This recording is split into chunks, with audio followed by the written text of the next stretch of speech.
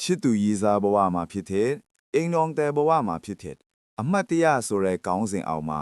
အပျော်တမ်းဗီဒီယိုရိုက်တာမျိုးတွေကဒီဘက်ခေတ်မှာအတော်လေးများလာပါတယ်။ဒါဟာလူနှစ်ယောက်ကြားကယုံကြည်မှုနဲ့ရင်းနှီးမှုအပေါ်အခြေခံတယ်ဆိုပြီးမြဲဒီလူရဲ့နောက်ဆက်တွဲအန်ဒီရဲ့ကတော့တင်ထင်ထားတာထက်ပိုပြီးကြီးမားပါတယ်။နာတို့ကအပျော်ရိုက်ထားတာပဲဘယ်သူမှသိမှာမဟုတ်ပါဘူးဆိုတဲ့အတွေးဟာအင်မတန်ကြောက်စရာကောက်တဲ့ပို့ဆမှုတစ်ခုပါ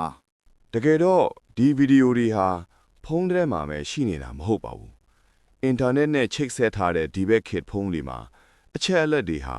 cloud ပေါ်ကိုအလိုအလျောက်ရောက်သွားတတ်တယ်လို့ဖုန်းပြင်တဲ့အခါဒါမှမဟုတ်ဖုန်းပြောက်သွားတဲ့အခါမျိုးမှာလေကိုယ့်ရဲ့ပုံကိုယ်ရဲ့လုံခြုံမှုဟာ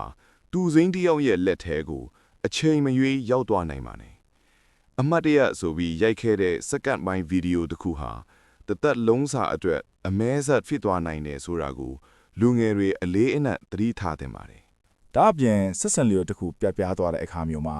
ဒီဗီဒီယိုတွေကိုလက်နက်တစ်ခုလိုအသုံးချပြီးချင်းချောက်တာအရှက်ခွဲတာမျိုးတွေဟာလည်းလက်ရှိလူဖွဲ့စည်းမှာခဏခဏကြားနေရတဲ့သတင်းဆိုတွေပါ။တခဏတာစိတ်အလိုလိုက်မိတဲ့လောက်ရတစ်ခုကြောင့်မိသားစုပတ်ဝန်းကျင်နဲ့ကိုယ့်ရဲ့အနာဂတ်ဂုဏ်သိက္ခာတွေအားလုံးဟာတညအတွင်းချင်းပြကျသွင်းနိုင်ပါတယ်။ဒါကြောင့်အပျော်တမ်းရိုက်တဲ့ဗီဒီယိုတွေဟာအမှတ်တရမဟုတ်ပဲ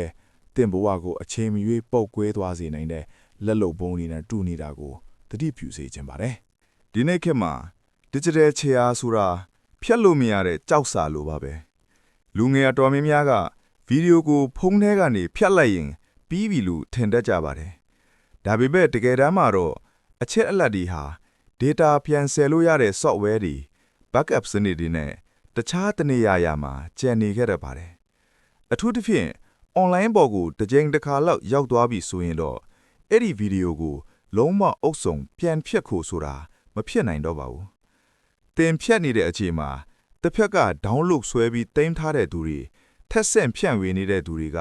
စက္ကန့်နဲ့အမျှတိုးပွားနေမှာဖြစ်ပါတယ်။ဒါကိုနီးပညာအရ viral ဖြစ်တယ်လို့ခေါ်ပါတယ်။ကောင်းတဲ့အရာတွေထက်ခုလိုမျိုးပို့ကိုရေးဆိုင်ရာကိစ္စတွေကပိုပြီးမြန်မြန်ဆန်ဆန်ပြန့်နှံ့တတ်ပါတယ်။ခဏတာအပျော်အပါအတွက်ရိုက်ခူးခဲ့တာဖြစ်ပေမဲ့အဲ့ဒီဗီဒီယိုပြန့်နှံ့သွားတဲ့အခါခံစားရတဲ့ဝေဒနာကတော့တသက်စာပါ။ကိုယ့်ရဲ့မျက်နှာကိုယ့်ရဲ့ခန္ဓာကိုယ်ကိုလူပေါင်းတောင်းချုံထောင်ကဝေဖန်နေကြတာကဲ့ရဲ့နေကြတာကိုရင်ဆိုင်ရတာဟာစိတ်ပိုင်းဆိုင်ရာအရာအလွန်ပြင်းထန်တဲ့ဒဏ်ရာကိုရစေပါတယ်အဆိုးဆုံးကတော့ဒီလိုမျိုးဗီဒီယိုတွေပြန့်နှံ့လာတယ်ကာယကံရှင်ကိုပဲအပြစ်တင်စော်ကြတဲ့ပတ်ဝန်းကျင်ရဲ့အမြင်ပဲဖြစ်ပါတယ်။ဘာလို့ရိုက်ခဲ့တာလဲဆိုတဲ့မေးခွန်းနဲ့တင်လူတစ်ယောက်ကိုတတ်လို့ရပါတယ်။တကယ်တော့အဓိကအမှားကယုံကြည်မှုကိုအလွဲသုံးစားပြီးဖြန့်ဝေတဲ့သူဒါမှမဟုတ်ခိုးယူတဲ့သူမှရှိတာပါ။ဒါပေမဲ့နစ်နာလူဘက်ကတော့လူမှုရေးရာအဖက်ဆယ်မရအောင်ထိခိုက်ရတာကိုအားလုံးမြင်တွေ့နေကြရမှာပါ။ဒါကြောင့်မဖြစ်ခင်ကကြိုတင်ကာကွယ်တာဟာအကောင်းဆုံးနည်းလမ်းပဲဖြစ်ပါတယ်။အပျော်တမ်းရိုက်ကူးတဲ့ဗီဒီယိုတွေရဲ့နောက်ထပ်အန်ဒီရဲ့တစ်ခုကတော့ငွေညစ်ခံရတာဒါမှမဟုတ် revenge porn လို့ခေါ်တဲ့လက်စားချေအဆက်ခွဲခံရတာတွေဖြစ်ပါတယ်။အစာပိုင်းမှာတော့ချစ်လွန်းလို့ယုံကြည်လုံးလို့ရိုက်ခဲ့ကြတာမှန်ပေမဲ့လူတွေရဲ့စိတ်ဆိုတာပြောင်းလဲတတ်ပါတယ်။အကြောင်းမျိုးမျိုးကြောင့်လမ်းခွဲကြတဲ့အခါဒါမှမဟုတ်စိတ်အခက်မတင်ဖြစ်တဲ့အခါ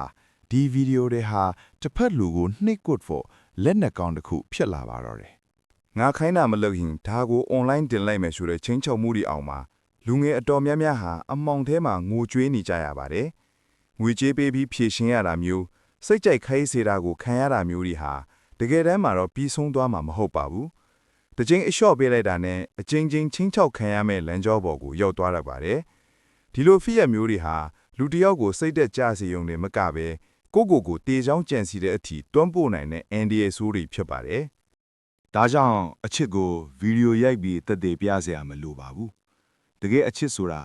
တဦးနဲ့တဦးရဲ့ဂုဏ်သိက္ခာကိုတန်ဖိုးထားစောင့်ရှောက်ပေးတာမျိုးပဲချစ်တဲ့ပါတယ်။ကိုတကယ်ချစ်တဲ့သူဆိုရင်အနာဂတ်မှာဒုက္ခရောက်စေနိုင်မယ်ဘလို့အရာမျိုးကိုမှလှုပ်ဖို့တိုက်တွန်းမှာမဟုတ်သလိုကိုယ်တိုင်ကလည်းဒါကိုညှင်းဆန်ရတဲ့တတိရှိဖို့လိုပါတယ်။မင်းငါကိုမယုံဘူးလားဆိုတဲ့စကားလုံးရဲ့ထောင်ချောက်ထဲမှာကိုဘဝကိုပိတ်လောင်မခံလိုက်ပါနဲ့။သင်ရဲ့လုံခြုံမှုဟာဘသူရဲ့စိတ်ချနှံမှုထံမဆိုပိုပြီးအရေးကြီးပါတယ် တဲ့အမြင်နဲ့ကြည့်မယ်ဆိုရင်လည်းတဲ့ဖုန်းဟာတဲ့ထင်ထောက်တဲ့လောက်မလုံခြုံပါဘူးအခုခေတ်မှာ malware တွေ virus တွေဟာ link တစ်ခုနှိပ်လိုက်ရုံနဲ့တဲ့ဖုန်းထဲကဓာတ်ပုံနဲ့ဗီဒီယိုတွေကိုခိုးယူနိုင်စွမ်းရှိနေပါတယ်